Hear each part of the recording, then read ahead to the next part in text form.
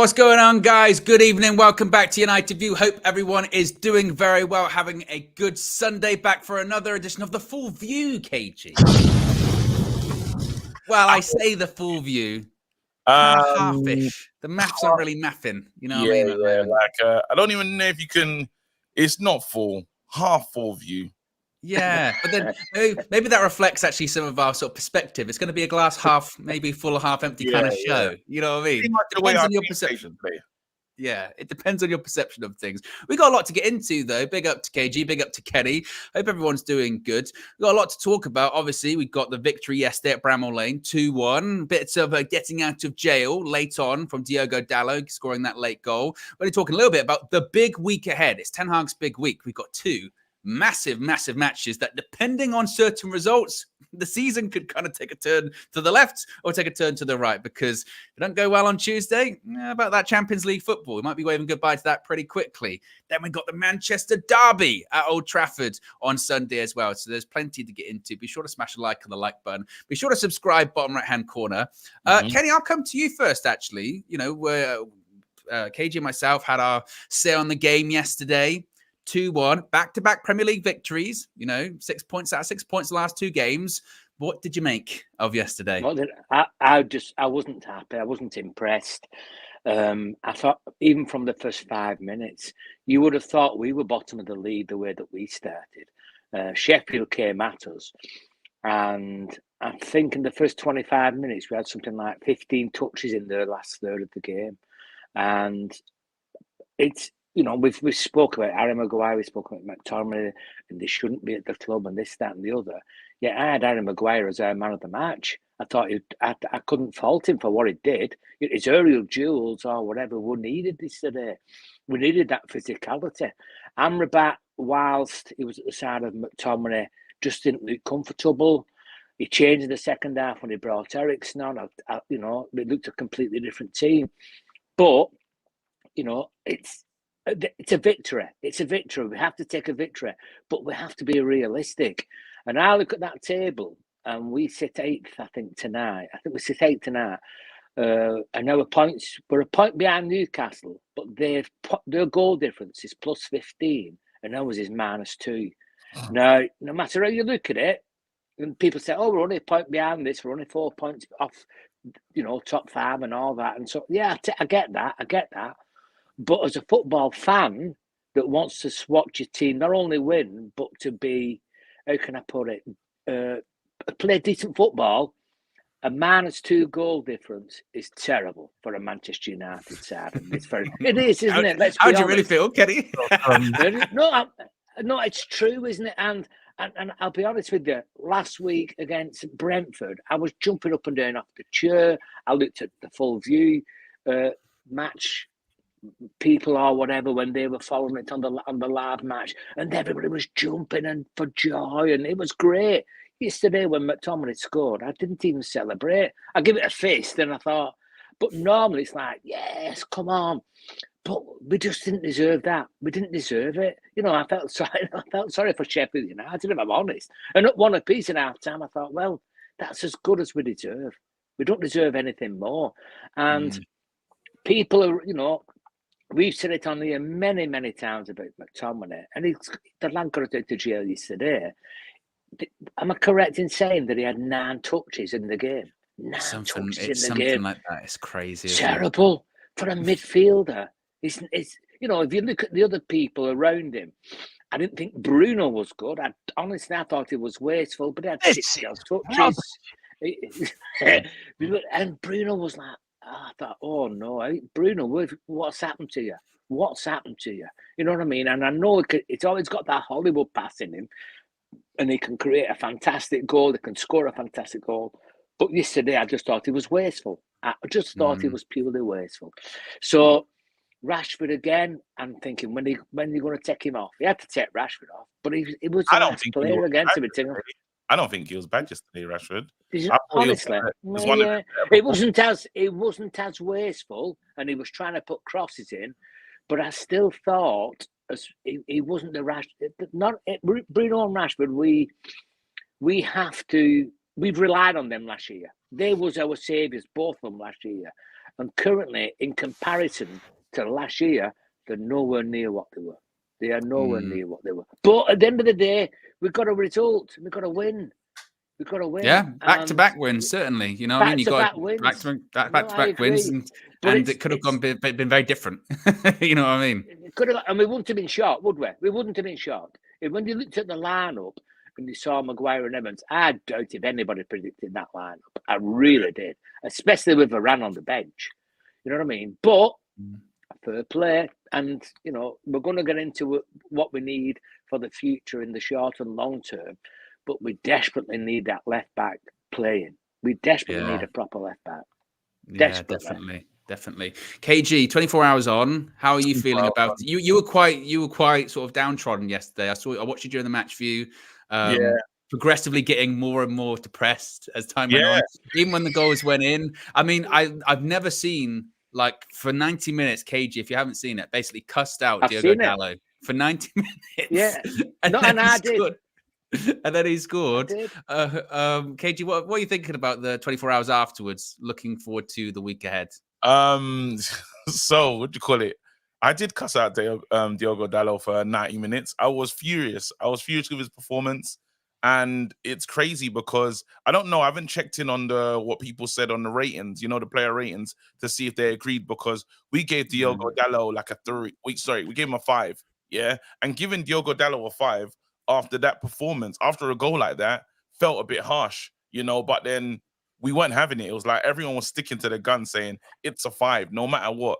This performance is a 5. Now, Diogo Dalot, I love the way he spoke after the end in the presser. They got interviewed after the game, spoke well. But then it doesn't change the fact that, like, even though you're a nice guy, you're always gonna, if we're ever there, you come over and say hey and this, that, and the other. The performance is shambolic. We need more from him. We need more from so many players. It's hard to single him out, but he was doing a lot of things that was just really annoying yesterday. So it's like you look at Man United and you say, the football, the football is, it's not good. Like that's the bottom line of it all. The football's terrible. And while I try to be probably one of the most positive guys, like watching Man United, I love the club, he loves the club. But you can't lie and say what you're not seeing. We're seeing things when players are just doing silly passes. It's the hook one. It's like they don't remember the principles. And when you hear the manager speak, he even kind of echoes the fact that first half was garbage. It literally, that's the best way to maybe describe it as dumpster juice.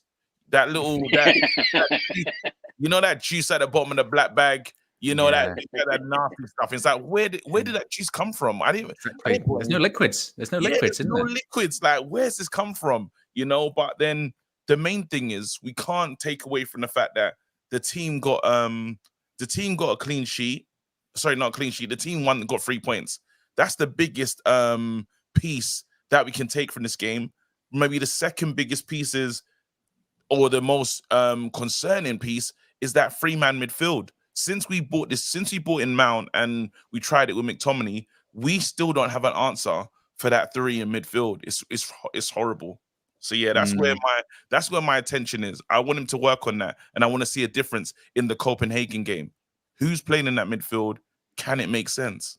I think the thing is, I did the full-time view yesterday, and we were saying before the game, I think all of us would have said, look, performance be damned, we just need to win, because already this season we lost 4 games. We lost 9 last season, so we're kind of almost halfway there in terms of the amount of games we've lost. So we just needed a win. Cool. And we did that yesterday, and it was performance be down, picked up the win. But I think it's naive to think, isn't it, that we're going to go and play Copenhagen and particularly City next weekend, just be like, it's going to be fine. We're going to be playing great football by then, because we just haven't seen that. And I did the preview with the Sheffield United fan, Ollie, heading into the game at the weekend yesterday. And I asked him, as an opposition fan, what have you made of United this season?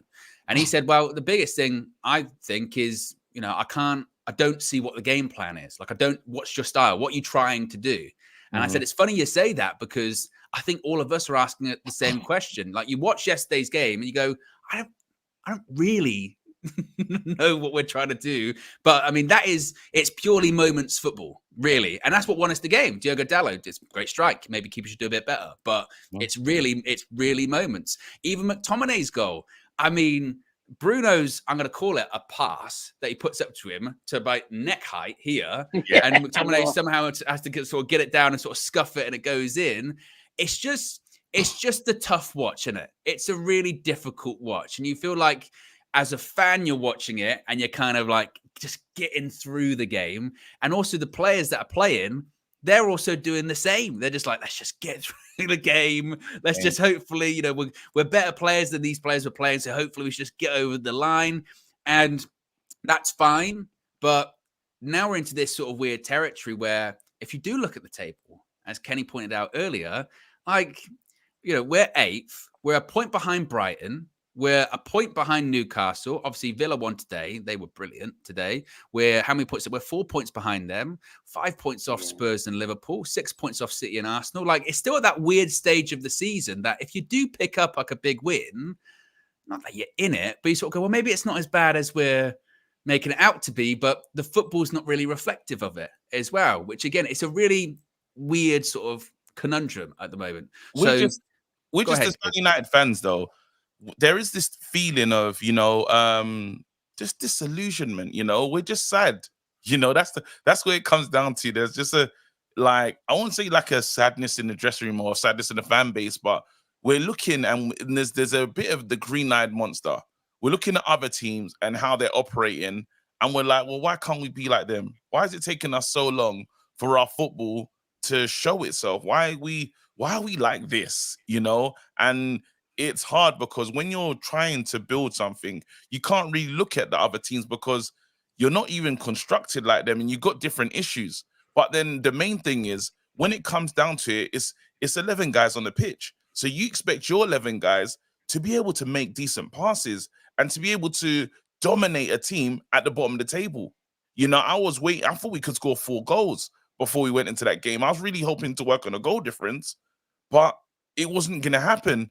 And anyone Newcastle's beaten like 6 or 4 or 5-0, I know Man United will probably struggle to score 1 goal against that team. And that's what we got to change. We're not creating chances how we did last season. We were better going forward last season. But do you think people will point out, because this is something people pointed out to me yesterday, they said, yes, but we hit the bar twice yesterday.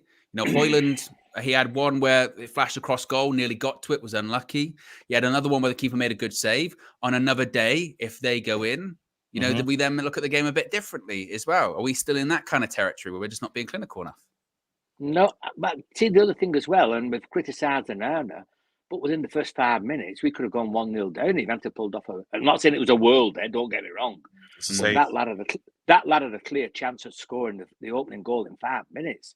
So for everything about it's in the bar, this, that, and the other, we could have easily been 1-0 down after 5 minutes, and we couldn't have grumbled about it. You know what I mean? And Onana, to be fair to him, pulled off a good save, and he pulled off a couple of good saves. So if there is a little positive, you know what I mean? A little positive was about that. But then again, what we bought him for his distribution was pretty woeful at times. So he was doing long balls, but I do believe, and I think that was part of his plan, was for him to, and I don't like using the word hoof, but hoof it forward, and we counter-press them in their half. So we never tried to play through them because we couldn't do. Because you can't expect people like Maguire and even Amrabat yesterday, they looked to be struggling to get the ball, to progress the ball forward constructively in any form of transition. So every opportunity that Onana got, he used it forward, and we pressed them over in their half. So that kept our back four pretty steady. They weren't ever going to be caught short because we did out-press them well. But with regards to, going back to what you're saying about scoring 3s and 4s, I thought young Owen, but, for what he had, the scraps, I thought he did well. They could have easily had a goal. And he's looking for a goal. The lad is looking for a goal. And we know if you put them chances there, he's going to score for you. We know he is, because he just has that mentality. He wants to score goals. And he'll put his body on the line. He'll put his head there and he'll dive in and, we know it's there. But if them chances are not coming across. Anthony yesterday, I thought Anthony played all right. from a point of view that he was defensively. He was running back all the time. He was running back, and a lot of his work was covering for below.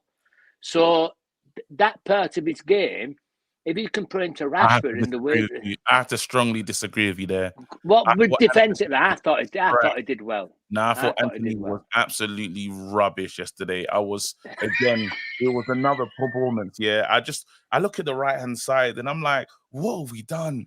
How has it got so bad? We spent over 100 million, 150 million on the right hand side. One guy is at home doing whatever he's doing, and you got another guy who might as well be at home with that level of performance. When you talk about going around trying to whip something in, even at what Rashford gave us, I was expecting a minimum of that. I don't expect Anthony to cut in and score incredible goals and stuff, but at least deliver. And the issue that we're getting is there's yards of space, so much to run into. He will never go into it. He will never drill one across the goal. Give us something to scream about. Yes, there was that one cross that floated in back post. Can't remember who was on the end of it. There was one good one that I think that was the one he put in, and then Rashford puts it across to Hoyland. Didn't that come from Anthony? One in 90 minutes that can. But I'm on about him tracking back. Are you with me? I'm on about him tracking back. But I thought he tracked back well. But you don't pay 100 million for somebody to track back, do you? Do you know what I mean? Well, but that's what it is. And also, as well, if you just look at the goals scored in the last few games, I mean, how did we get our goals yesterday? It came from Dalot, McTominay, Brentford, both from McTominay. I mean, this sort of front three ain't getting a lot of goals at the moment. Rashford's got one this season. Hoyland's got, he got a couple in the Champions League. I don't know how many he's got in the Prem at the moment, Hoyland. I'm not sure if he's got one in the Prem just yet. No, he's not scored yet. Obviously, the right-hand side's been a mess so far this season. So it's, again, looking at those attacking players going, actually, where are the goals coming from at the moment too? Not you lot. And it's a shame, even that there was, and when you talk about tracking back, guys, it's Sheffield United, bottom of the league. That's not the team that you're supposed to be running back towards your goal in. You're supposed to be in control of the ball. I heard Ruud Gullit talking about this team and saying, I don't understand it. Even Jamie Redknapp, when he's like, Man United fans, while we spent a lot of money, we're still expecting better than what we're watching. We're watching nonsense, But then, again, it's one of those things where you do say, look, you have to trust in the process. But then how do you get excited and say we can win the game against Man City? It's just hoping. All you're going to do that is saying pure hope and delusion, right? Because there's right now, how do you say we beat City? Well, hold that thought. We'll get to the super chats so we can think of a good answer. Zane says, I was Erik ten Hag since day one, but we are not a team. Disjointed, and it's clear the players are not playing for the manager. We should have battered them, yet we scraped through. I'm very worried. Basilo, though, says, City and Spurs had to score late in injury time to win 2-1, created a lot of chances. So basically said we weren't really out of the norm in comparison to those other teams that have faced them thus far this season. Killer says, the over-criticism of Rashford every single game is boring at this point. This crackhead fan base doesn't deserve him. And Red Baron also says, those types of wingers hardly exist anymore. I guess the... all action wingers. But yes, let's go around then that one. I was going to start off with Copenhagen, but let's start off with City. Can we beat? That's the question. Can we beat Manchester City next weekend? Kenny, I'll start with you. No, I think we can. We was in a similar position this time last year, and what we said was that we had to. If you remember, De Bruyne was on fire this time last year. And what we said about De Bruyne was we had to shore it up on the left-hand side to stop him playing. And I remember the game well, and I think Shaw was there, Malacia was there, and was it Ericsson? And the left-hand side was excellent because we had 3 left-footed players on the left-hand side. So they were naturally defending in the areas where they wanted to defend.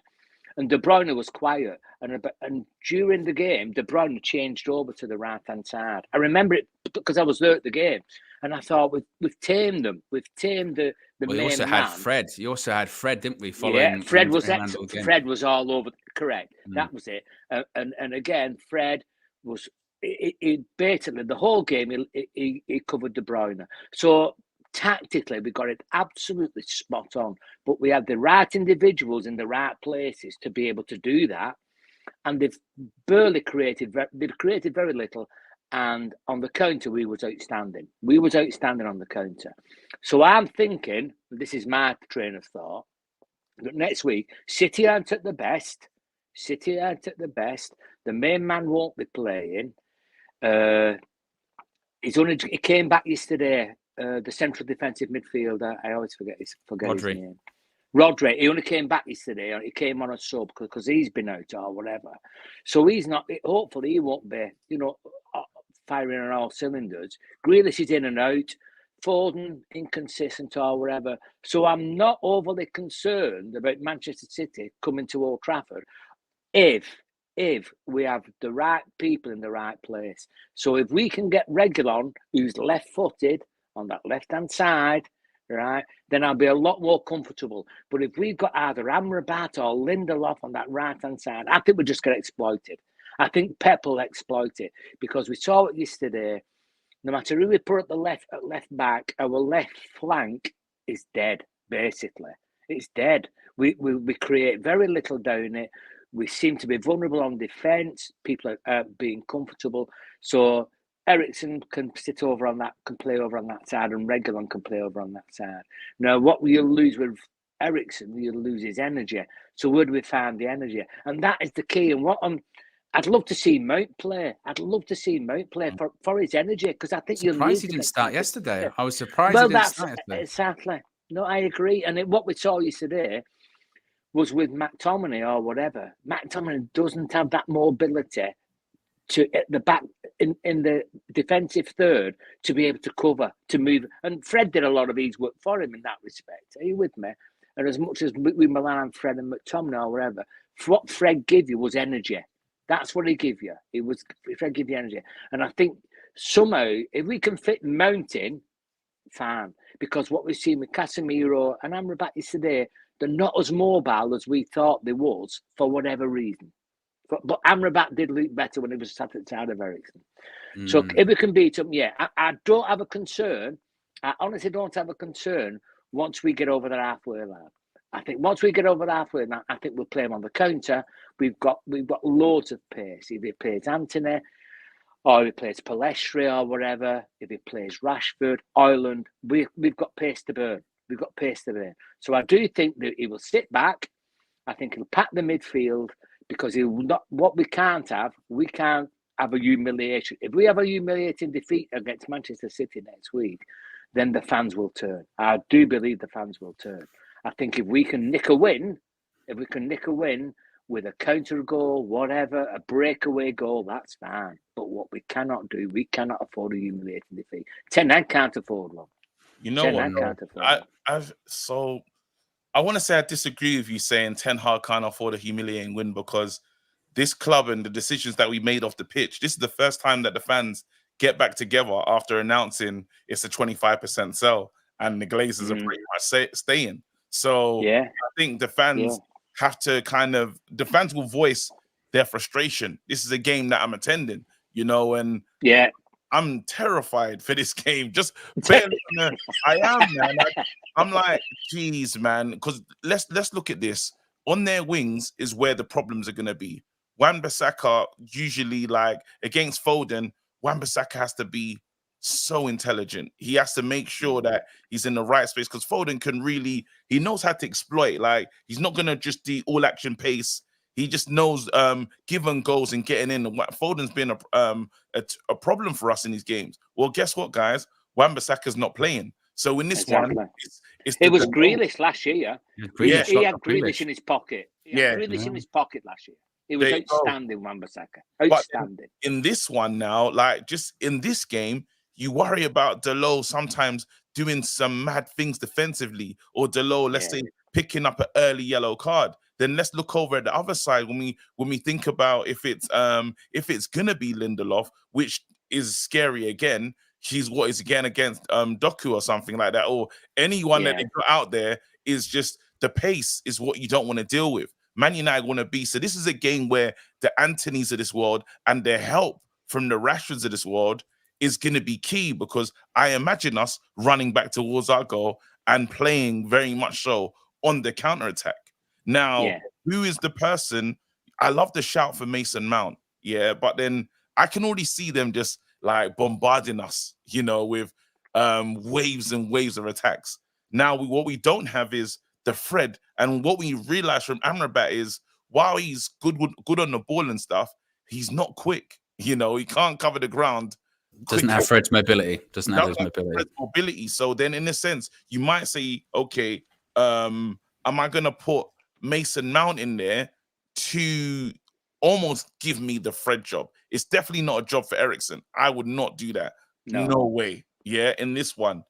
What else have we got? I'm still carrying Bruno Fernandes, who shouldn't be playing. If we're being honest, Bruno Fernandes hasn't had a good game this season. And he got a good goal. He got a good goal against Burnley, but that was it. That saved him, didn't it? That saved him. He's not been good. No, I have to. KG, you're spot on what you're saying. You're absolutely spot on. It's like I say, and Bruno is not what he was. He's not what he was. And here's one. Saying that Doku's just. I'm not saying that he's incredible. I'm talking about Lindelof playing against a natural winger. It's like when we had Amrabat out there on the left as a left back.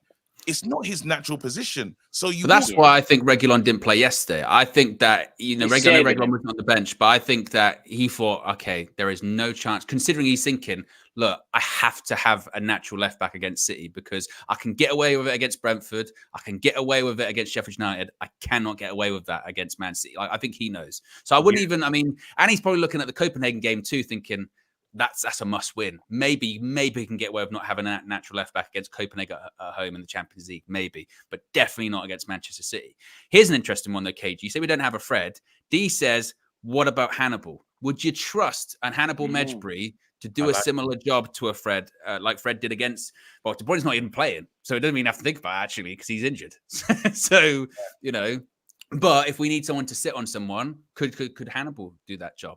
Yeah, I think he can, but he's got to be, again, we just got to be responsible and just, again, play by we can't get early yellows in a game like this. We can't give away, and you already see it, like them running down the wing at like 5-6 minutes in. Oh man, Delos's on a yellow card. That one when it was 2-0 under Ollie. Were you at that game? I think you were, weren't you? All of them. Yeah. And because you could see something similar to that, couldn't you? Where they beat us 2-0 that day, and let's be honest, it could have been 5 or 6. They were toying with us. They just played us. They just said, nah. They just couldn't be bothered. I'll let them put the knife in. But they felt sorry for us that day. Yeah. Absolutely. Yeah, exactly. So I think that we have a chance in the sense of, look, it's a Manchester derby. We're at home. It's a one-off. We have seen under Erik ten Hag rise to the occasion in bigger games at home, in particular, at home. If it was away from home, you'd say absolutely no chance, can't see it. At home, it's a little bit different. I agree with what Kenny is sort of saying, that it's going to have to be, the positive is that the game plan is actually very obvious. It's just going to be hit him on the counter-attack. Hit him on the counter-attack, sit back, be resolute. And we have the pace for that. Yeah, and we have the people for that, definitely, on the counter attack. And Casemiro will be back that day. I know he's not been great in form this season, but that might be a day which you go, look, you need a Casemiro, Amrabat, and like a Mount, trying to somehow figure to get them all into the team to get people to win the ball and have some mobility there with Mason Mount. But then you get into what does that mean for Bruno, etc., etc. But I don't know. I'm not optimistic, to be honest with you. But I couldn't rule it out. I couldn't rule it out. You know what I mean? Again, if it was away from home, it'd have been a completely different conversation, I think. The issue that we do have, is because of Casemiro's red that he was given in the Champions League, we can't play it and test it out. Like, it'd be great to test he's on the way back from an injury anyway, isn't he, as well? Yeah. I mean, he wasn't even in the country. I don't know if he's back yet. So he might be, even Ten Hag might be like, actually, you know what? He's not even fully fit. The manager did say something in the embargoed presser that Kobe will get a game this week. So I thought, wow, like, okay, that's interesting. If is he going to play in the Copenhagen game, or is he going to put him straight into the City one? But he said Cobby will get minutes, will get a game, you know. So he's back training, he's back on. I don't have a vote of confidence in it. Imagine that doesn't play any minutes and then puts him into the Manchester derby. I wouldn't be shocked about the Champions League though. Could you see him being involved in Champions League, Kenny? I don't know. I hate to say this, but Copenhagen is a bigger game than Man City. We can get away with losing against Man City. No. We lose against Copenhagen. We're out the Champions League. That's a fact. We cannot come back from a defeat. It's not a bigger game. I'm sorry. No, it's not. No, what I'm saying from a point of view of competition this season, there's no bigger game than Manchester City. There's only Liverpool in it, a bigger game. But if Manchester United lose against Copenhagen, that's 3 games and 3 defeats. Not good. Not good. That's your Champions League over. So he will put his strongest squad out against Copenhagen and hope that he doesn't get any injuries for Manchester City. He's got to win the rest of his Champions League games just to have half a chance. Half a chance. Or at least not lose. At least not lose. Certainly. At least not lose. You can get through. You get through the Champions League with what they say about 10 points most of the time. We got 4 games left. So we're looking at 3 wins and a draw, and we've got Copenhagen. We've got Copenhagen twice, Galatasaray away, Bayern at home. That's 2 wins. So you're looking at 2 wins from Copenhagen. So we've got to win. I think Hannibal's a chance. I do think Hannibal's a chance of playing because he's played in this season. And to be fair, when the lad's played, he's been outstanding. He's got his stats shut. He run more yards than any other player in Manchester for the last 6 seasons. So the lad's got the energy. That's a fact, isn't it? It's a fact. You can't get around that. So, you can talk about your Fred's energy, this and another. That lad's got it. What that lad needs, he needs level-headed, experienced players around him to take him through the game. Like an Ericsson at the side of him, say, look, when this happens, we're doing this. When this happens, we're doing that. And that's his experience. The lad's got the ability. He's got the technical ability, and he's got the energy to be able to step in on that game. And it could make that lad, if he puts him in this week, that could make that lad for the rest of his career. We remember how Rashford made his name. Rashford was like 4th choice or whatever. Next thing he gets thrown in on a big game, and I said the rest is history. So young Hannibal, I think, could easily step into that midfield. We would. Let's put it this way: we would be comfortable with Hannibal there in that midfield, without a doubt. I would. Yeah. It's definitely got to the point now whereby if the team news comes out and you see Hannibal starting, it's no longer, I don't know about that's a big call. Exactly. It's like, actually, you know what I mean? And that's a credit to him, what he's done this season, certainly. Yeah, he did to Burnley, he did it to him. Do you know who he really need? If you think about it, there's one man walking around with a 96, to 97% win rate. When he plays, Man United. All right. Yeah. Well, actually, let's get to the super chats. Let's get to these super chats because I was going to ask about Harry Maguire. Yeah. So K-Flow says, they've won every game Rodri has played in so far. Red Baron says, Ollie Jose players worked for a counter-attacking system. It's only good for a top 4 finish. City borrowed their philosophy from Barca, but they've put it into practice. United don't have one. And Chalaboy says, do you think Onana will save the inevitable 6 shots on target City will have? Because they will get chances. Do we trust him? That's a lot of chances. I mean, when he made the save yesterday, he got standing ovation from pretty much everyone could say. Yeah. I'll tell you, if Manchester City only have 6 shots on goal all match, I'll take that now. I fancy us.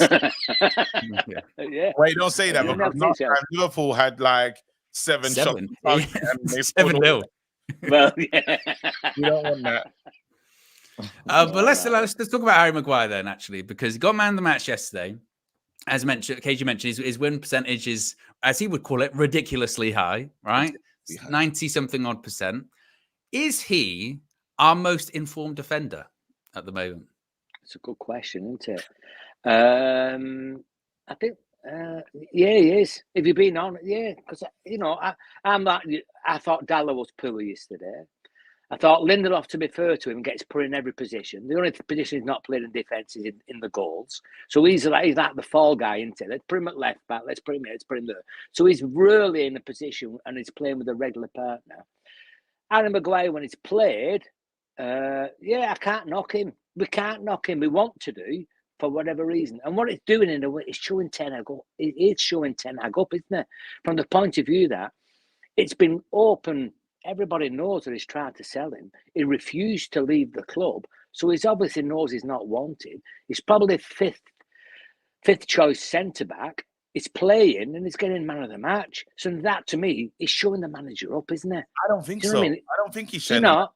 I get another vibe. I think he is. I think the manager said to him, like, he wanted him to go, but he did ever since. The one thing that Ten Hag has done is said he's got quality. He knows what we need from him. He knows what I expect from him. If he can do these things, he will play. He's already, every time he says a quote, Man United fans get angry because we want him to go. So the manager's not like so he's heavily backed him, but he said, look, this man will play if he gives me this. So the only thing that probably is not showing it work in his direction is the captain's armband, because you take an armband of him and giving it to Bruno, and Bruno's almost turned into a Maguire, you know, in terms of the level of performances. Now Maguire, the best thing about we're getting from Maguire right now is he's not the captain. So I don't feel the pressure's there. So now the level of expectation for him to lead us to something great is not on his shoulders, which now he can kind of focus on just doing his job, clearing his lines, getting his head on it first, passing the ball to the better players. When he's the captain, we're saying, no, Harry, it's getting bad. Pick everybody up. Be the person. If a foul happens, I need you running over to the referee and remonstrating. I need you to remind the players, lift your heads up. But he can't say that when he's making all the mistakes, you know? So now you've taken that away. I'm kind of happy for Harry Maguire in this moment because, you know, let him find confidence. I'm a little bit happy for him. He's an actor, Kenny. He's an actor. He's played well. No, he's played well. To be fair, you can't take it away from the lad. But I'll go back to what you originally said, and we're all saying, you know, about Harry Maguire is in the form. If Varane and Martinez were fully fit, he would be fifth choice centre back. No chance. Yeah, he would. And also, you've got to look at the games. You have to look at the games, don't you, that he's been playing, because I think that win percentage is in, was it like 15 games or something like that? I'd love to know who those 15 games are against, because I guarantee they're not your Liverpools, they're not your Manchester Cities, they're not, you know, the away games that we haven't been winning either. And I do think like that is when you go, well, statistics can fool you, because over the last 18 months, Erik ten Hag has only really selected Harry Maguire for games that we should be winning anyway, like your Brentford at home, Crystal Palace at home in the League Cup. Yeah, your Sheffield United's away. Like you go, well, because you should be winning those games. I think also as well, he's probably the most informed defender because he's out of all of them. It's one that stayed fit in the last few weeks. And he's always fit. He's the only one we got. You can't call Rafael Varane the most informed defender because he's been injured. You can't call Martinez. He's out till whenever. Johnny Evans. I think Johnny Evans gives him a good run in terms of most informed defender at the moment. In fairness to him, lying by Johnny Evans yesterday though. Let's not even. Johnny Evans, it wasn't his finest game. And it's like, it wasn't. The funny thing for Man United is we don't need to be upset that Harry Maguire is performing. If he's telling himself, if that's the confidence he needs to get into games and be good for Man United, then long may it continue. Like, do I still want him sold? Absolutely. When a good bid comes in, get him gone. You know, we're like a more mobile guy. But for right now, for where we are, we'll take it. We'll take it for where we are right now. Play him, like let him feel the confidence. If this thing is a true stat and we have a better win ratio, then keep him in there for all the games that we got coming up, because boy, we're in trouble right now. But what centre back pairing would you rather go up against, like Haaland and Alvarez next week? Because you know Maguire's playing well. Don't get me wrong, but you still go. Do you really want him to go up against Erling Haaland, or do you want it to be Varane and Lindelof because they're better? You know what I mean? I'd have to have Varane and Lindelof. I would, because Varane's Lindelof's more comfortable on that left hand side. That's the only reason. I think Maguire, physically, is probably the only player we've got fit that could match Haaland in the air. Probably, that's fit. Are you with me? So that physical presence, his physical presence yesterday, he made it pay yesterday. Nobody bullied him off the ball. When that ball came over, he was the first in the air. He won most of his aerial battles. So if they play it long, City, then you're not going to beat Maguire in there. But you just know that Manchester City play football in and around the box. And that's not good around Harry Maguire. That's where he gets in trouble. He gets caught. But can Ten Hag drop him though? That's the question too, because a bit like, with McTominay, he started yesterday because it's like, look, he came on against Brentford, he scored 2 goals, he played well for his country, got a goal ruled out, was very unfortunate, so he's going in, doesn't play well. Does Ten Hag have the same conundrum where he goes, look, it's difficult to drop him because he's playing all right at the moment? Yeah. But is that where the Champions League comes into it? If he maybe does he play in the Champions League or not? And maybe that plays a part in it too. This is his job as manager though, because there is a lot of pressure, and the pressure is mounting game after game. You can feel it. Each game feels like a do or die 6-pointer. It feels like not like I know Ken is talking about his job being on the line. It's not really on the line because we know what we have in terms of Glazers and this, that, and the other. But it just doesn't feel, there's no comfortability. It doesn't feel like we're looking at a manager with loads of time. And now the worst part about it all is that goal difference. Yeah. Let's say it's an embarrassment on the weekend. Yeah.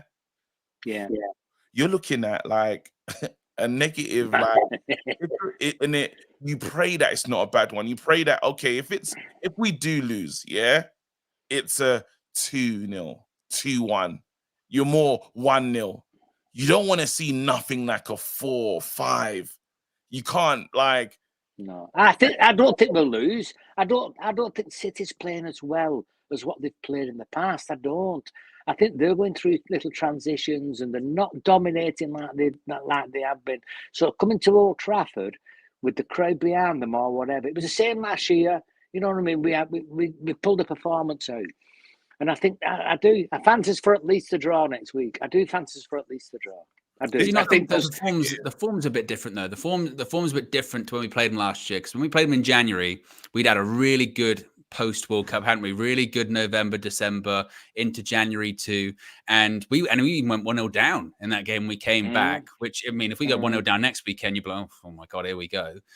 So I do think that maybe there was a bit more of a feeling maybe from the crowd there, like actually, we can beat City. Of course, we were in decent form. Whereas this time around, if we were to go 1-0 down, and bear in mind that was in the second half, we went 1-0 down.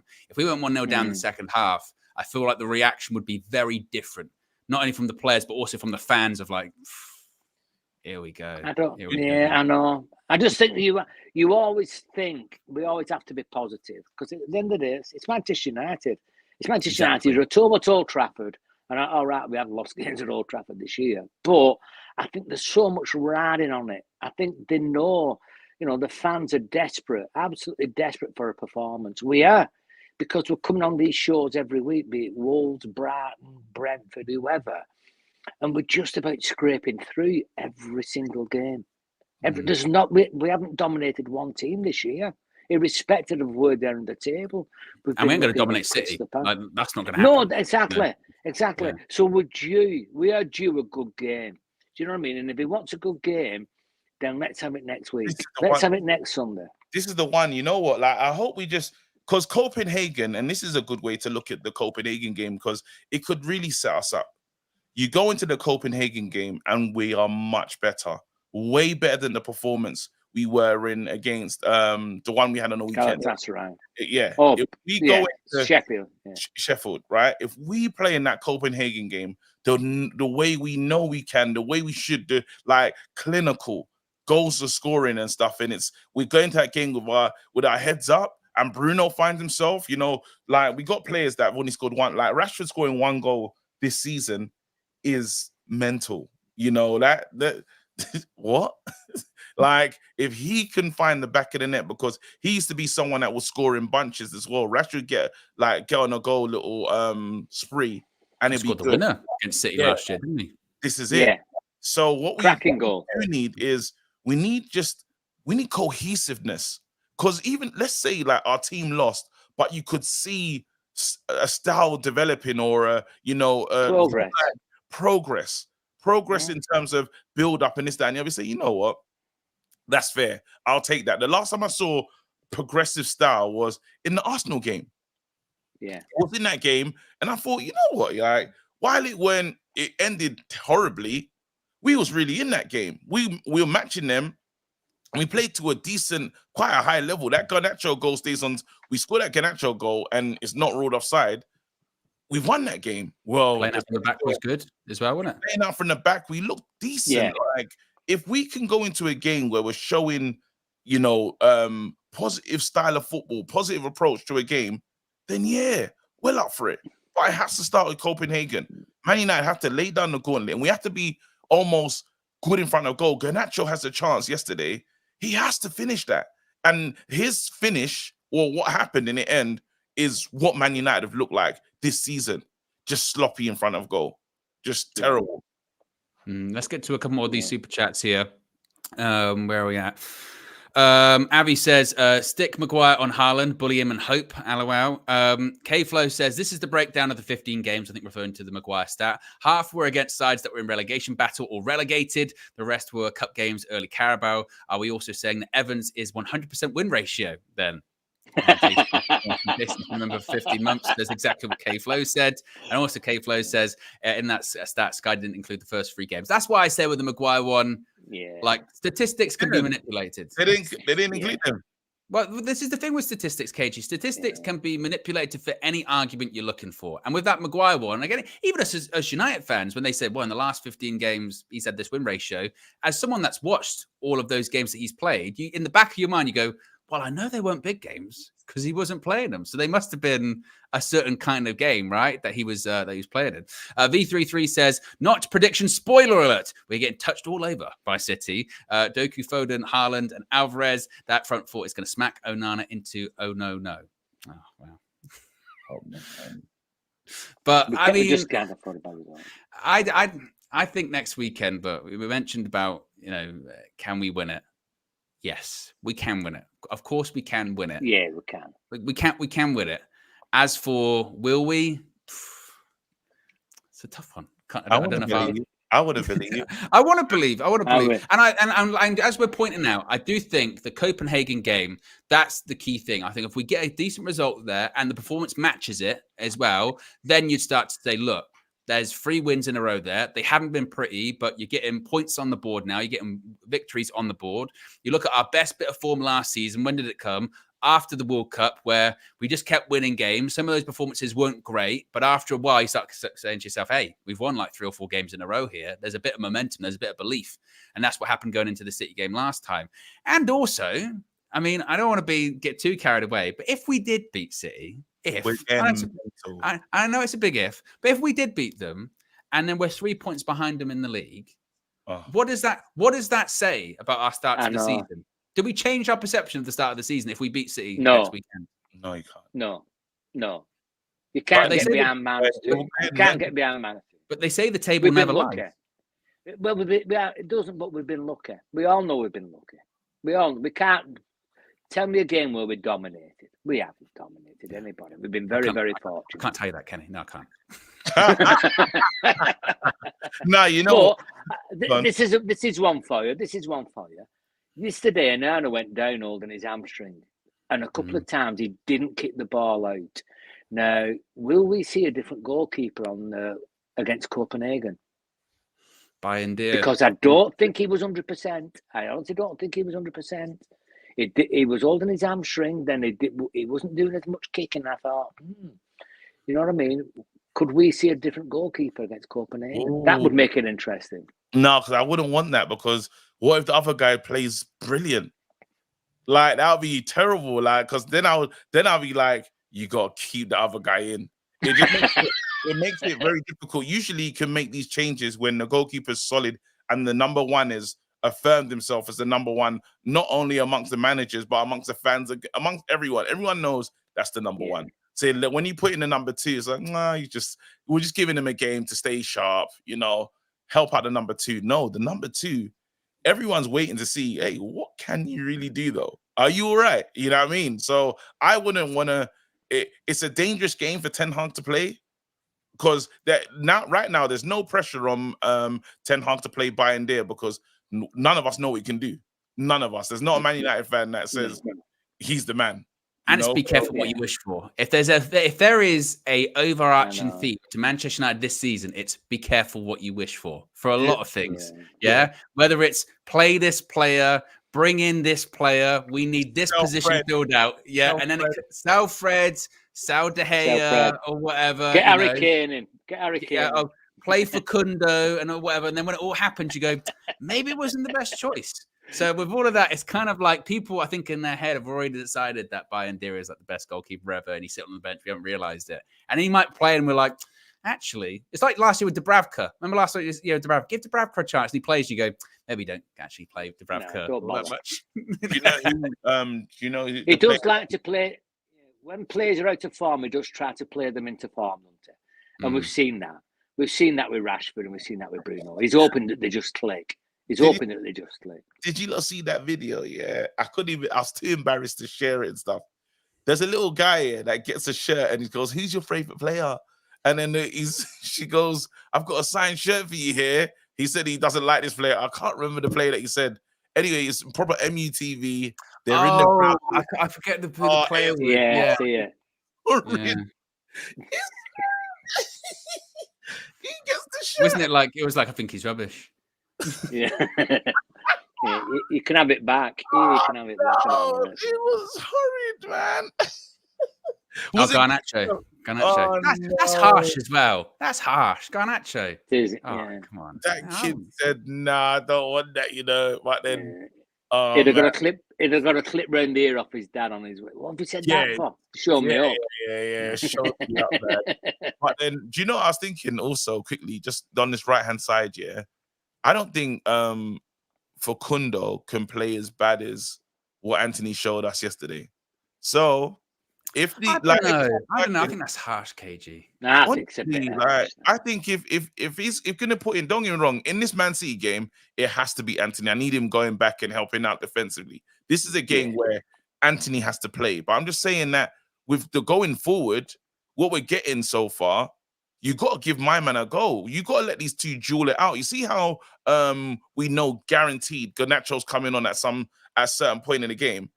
You got to give the other right-hand side player an opportunity. That's all I'm asking for. Give him 15, 20 minutes here and there and let him see. But yesterday, I thought that was going to happen yesterday, but he put Rashford on the right-hand side, didn't he? He brought young Garnacho on and put Rashford on the other side. I'm thinking, why? Why? You know what I mean? You've got other players on the right-hand side that you can do it. You can Palestra or give them a chance. And I think you might get that next week. You might get that next week. Yeah. That's 15-20. Rashford on the right. Did you get anything from Rashford on the right, though? Did you get anything from Rashford? So you might as well try. He has tried for Kundo, hasn't he? He has tried him a couple of times. And I think he sort of quickly went, and I was surprised when, who was it against? When it was when he didn't play him in a game. It was a Palace game, wasn't it? And then played him against Bayern Munich. And everyone was like, no, it was Brighton. Brighton didn't play him against Brighton. And then played him against Bayern. Because I was under the mindset of if he's not starting against Brighton, he definitely ended starting him at the Allianz Arena. And then he did it. Yeah. And then we were like, well, and also actually, the fullback he was going up against, he slagged him off before the game. He went, David. He's shit. And then literally they played against him and you go, Eric, what have you done? We could not miss a big chance in that one. Remember, we could have scored early in that game and he missed. So my thing is just off the bench, even instead of sending Rashford over there to do nothing, send on a player that might be able to give you something. Who knows? Like, give him 15 minutes. Facundo at least deserves that, or let him leave. Like, let him go out and let him do something. If he's not going to do anything no more this season, then it's pointless him being here. Because I know the next thing that everyone's talking about is, let's wait to see what Ahmad does. I can't keep doing this. No. You know what I mean? I think the other thing as well is look at every player and look at every position. What we can't put our hands on our hearts and say he's a starter because of his form. He's a starter because he's the form player. He's the form player. We've not got form players in any one position. So if you look at the right wing, you have a choice of two players, right? Owen to be first centre forward. I'll do that. Rashford, is he the form player? No. Bruno, is he in form? No. McTominay, is he in form? No. Yes. Right? No, McTominay's in form.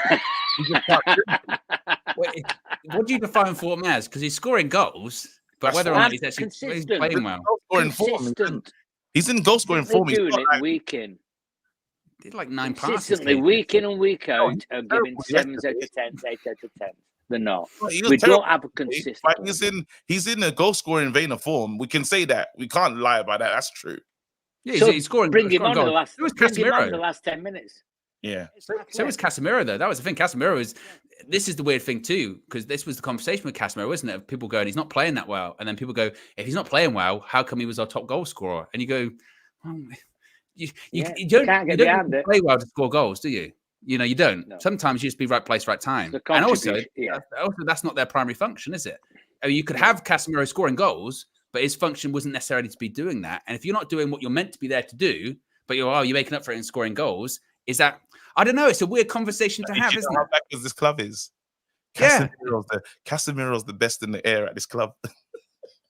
Yeah. No, I think we just don't have people in form in every position. We've mentioned about Dalot. I've been disappointed with Dalot. Left-sided, they're all out injured or whatever. Coming to the middle, he doesn't know his best three for the middle. We don't know his best three. We don't know what formation. Is he a 6, an 8, or a 10? We don't know. None of us know. And that's the problem that we've got as a club. Because even I think if they're all fit, you've got that many pieces in that jigsaw, particularly in midfield. It's going to be very, very hard. We know what Man City do. Rodri sits there, De Bruyne is there, and we know it. We know what Liverpool are doing. That's what they're building for. We can't say that at Man United. You can say it with Arsenal. You can say it with, whatever and so on. We can't say that. We've not got form players at the moment. What he has to do is he just has to trial different combinations. Because that's what this team is missing is that midfield three, honestly.